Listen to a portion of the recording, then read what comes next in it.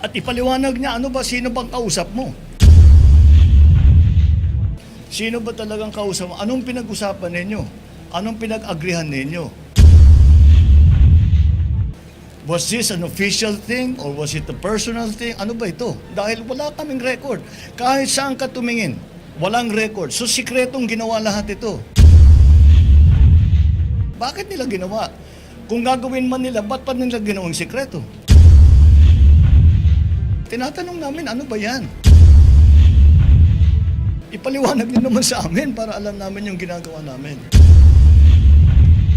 Kung ay ang sinasabi sa agreement na yan na kailangan tayong magpermiso sa ibang bansa para gumalaw sa ating sariling teritoryo, ay mahirap sigurong sundan yung ganyang klaseng agreement. I am horrified by the idea that we have compromised through a secret agreement the territory, the sovereignty, and the sovereign rights of the Philippines.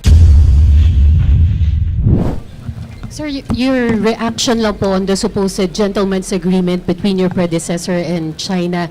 Do you believe that the supposed agreement, gentleman's agreement on the West Philippine Sea, do you believe that the supposed agreement placed our national position at risk in the West Philippine Sea? And if so, should the former president be accountable for that? Well, it turns out we don't know. It is a secret agreement. We don't know anything about it. There is no documentation. There is no record. There is no. We were not briefed when I came into office. Walang nagsabi sa amin na merong ganung usapan. So we're trying to really up to now, because from the former administration, iba-ibang sagot eh. Sabi ng isang opisyal na dating government official under the previous administration, there's no such agreement. Sabi naman ng isa, no, there is and we should honor it. Sabi naman ng iba, maganda yan. Sabi ng iba, hindi maganda yan. Hindi pa namin alam kung ano ba talaga yung agreement na yan. But kung ay ang sinasabi sa agreement na yan na kailangan tayong magpermiso sa ibang bansa para gumalaw sa ating sariling teritoryo, ay mahirap sigurong sundan yung ganyang klaseng agreement. I am horrified by the idea that we have compromised through a secret agreement the territory, the sovereignty, and the sovereign rights of the Philippines. That is something we still have to clear it up. We are waiting for Ambassador Wang to come back from Beijing na umalis siya, and I asked to see him. Baka siguro sa pagbalik na. At ipaliwanag niya, ano ba, sino bang kausap mo? Sino ba talagang kausap mo? Anong pinag-usapan ninyo? Anong pinag-agrihan ninyo? Was this an official thing or was it a personal thing? Ano ba ito? Dahil wala kaming record. Kahit saan ka tumingin, walang record. So sikretong ginawa lahat ito. Bakit nila ginawa? Kung gagawin man nila, ba't pa nila ginawang sikreto? Nakakapagtaka nga eh. Kaya it's not a good situation. Sir, do you plan to talk to former President Duterte about? We are talking to his former officials. Maybe not the president himself, but all his former officials. Tinatanong namin, ano ba yan? Ipaliwanag niyo naman sa amin para alam namin yung ginagawa namin. And we still haven't gotten a straight answer. 2026 to 2027 pa maibabalik sa old school calendar yung pasok ng mga bata. So ang hiling po ng ibang mga sector, baka daw po pwedeng pabilisin para hindi na po mahirapan yung mga bata. Ibalik na po sa April, May yung bakasyon nila. Ano pong take niyo dito? Oo. Ay, ang problema talaga yun.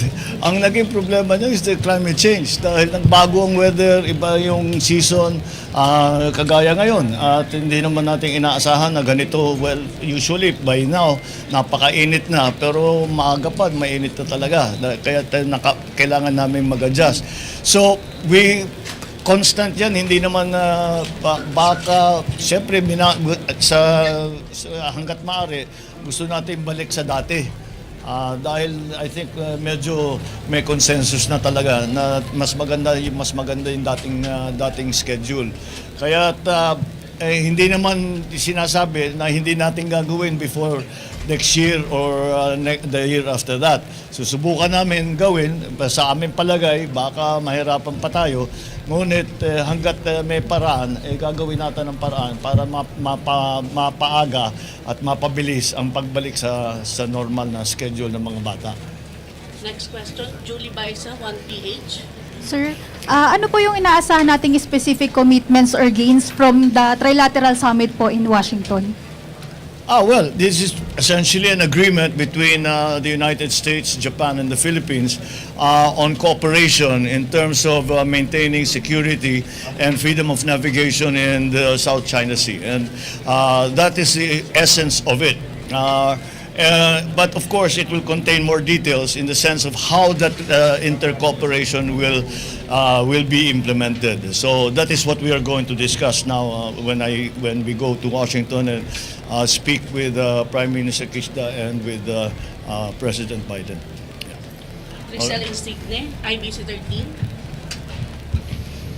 13. Sir, sinabi po kahapon sa NHA na aprobado na po yung budget for Cavite-Bataan Interlink Bridge. So, kailan po yung possible na matatapos po ito? Tsaka, ano po yung tulong na ito sa economy dahil madadagdagan daw po Anong yung... tulong sa economy po dahil madadagdagan daw po yung mga trabaho para pag once Napakalaking tulong. Well, sa traffic lang, malaking bagay yun. Dahil hindi na maging dead end yung Bataan kasi may tulay na. So this is one of the big advantages of that. At very progressive naman ang probinsya ng Bataan. So we can give it even more impetus.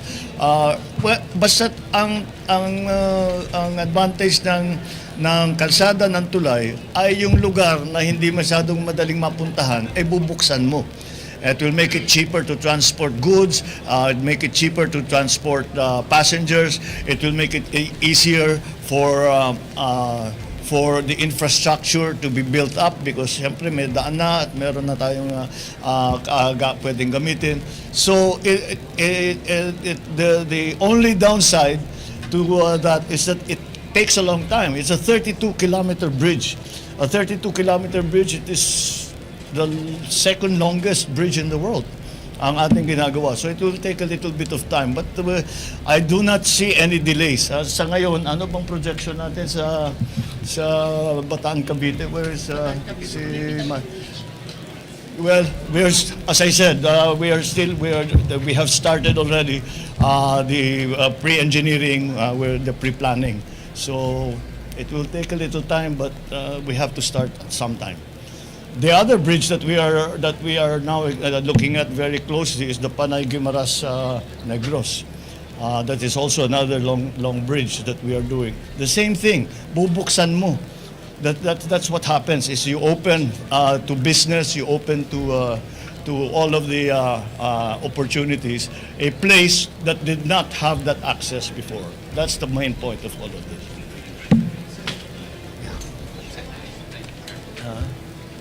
They're asking when the Bataan Cavite. Bataan Cavite Bridge, sir. Actually, yung Bataan Cavite Bridge is a project of the Department of Public Works and Transport. No? They are now working closely with ADB. Ginagawa na rin yung detailed engineering design. No? But yung procurement mag-start na. Yung phase 1, this is from Cavite going to Bataan, no? And then Bataan going to Cavite also. Ayan, ito si Secretary Bunoan. Yes po. Yung ano daw status nung Yung first semester po nito, we are now inviting ho yung mga international contractors who has the experience dito sa ganitong klaseng proyekto. And by siguro itong first semester, we will now be bidding out yung dalawang land-based segments, no, sa Bataan at saka dito sa Cavite. And then by the second semester, yung additional 2 other segments. Para this year, siguro mga 4 segments. Kasi 6 na segments po yan eh. So yung mahaba yung gitna. Yung pinakamahaba hong segment nito, yung 900 meters na cable stayed bridge, cable stayed structure. Siguro baka ma-bid na rin namin ito this year. All right? Last question, Ms. Pia Gutierrez. Sir, your reaction lang po on the supposed gentleman's agreement between your predecessor and China. Do you believe that the supposed agreement, gentleman's agreement on the West Philippine Sea, do you believe that the supposed agreement placed our national position at risk in the West Philippine Sea? And if so, should the former president be accountable for that? Well, it turns out we don't know. It is a secret agreement. We don't know anything about it. There is no documentation. There is no record. There is no. We were not briefed when I came into office. Walang nagsabi sa amin na merong ganung usapan. So we're trying to really up to now. Because from the former administration, iba-iba ang sagot eh.